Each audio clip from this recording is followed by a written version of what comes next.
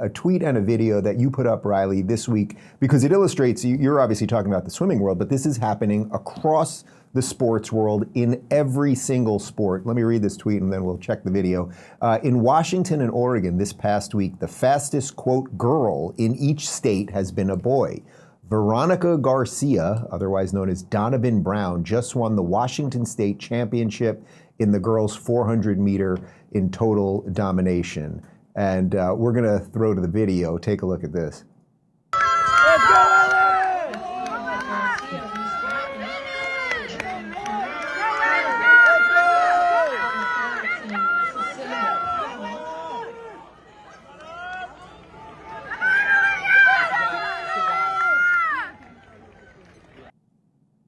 Sage, let me start with you on this one, because watching that, and there are other versions of this where you see the male swimmer, they do a time lapse and it's just basically lapping the girls. Watching that, it's just absurd. I'm sorry, there's no other way to describe it. It's absurd, and yet you have people cheering it on. I mean, this is much bigger than just the organizations putting them out there. It's culturally, everything's gone backwards.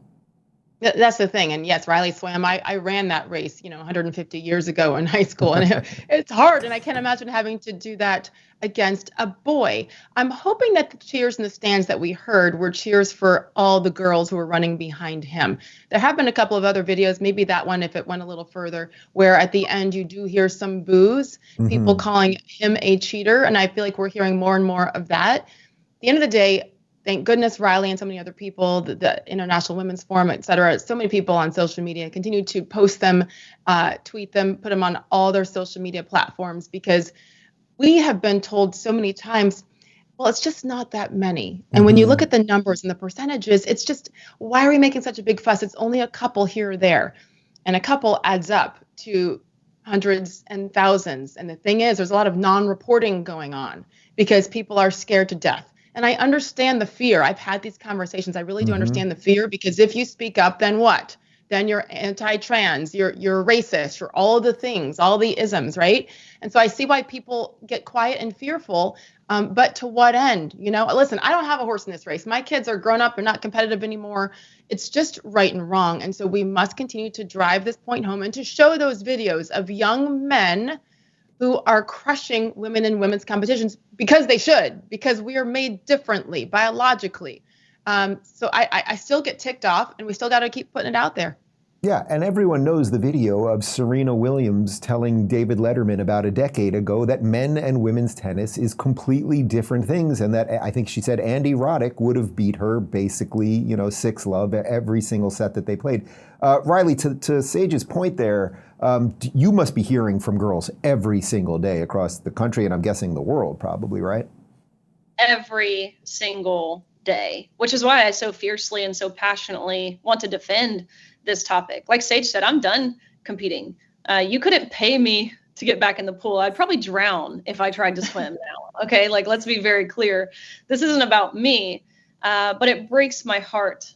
So many of those, that instance was in Washington State. I mentioned in my tweet, we just saw another boy in Oregon win a state title. Just last week, there was another boy in high jump in New Hampshire that won the girls' high school state title. Same thing in Connecticut. It's happening all over.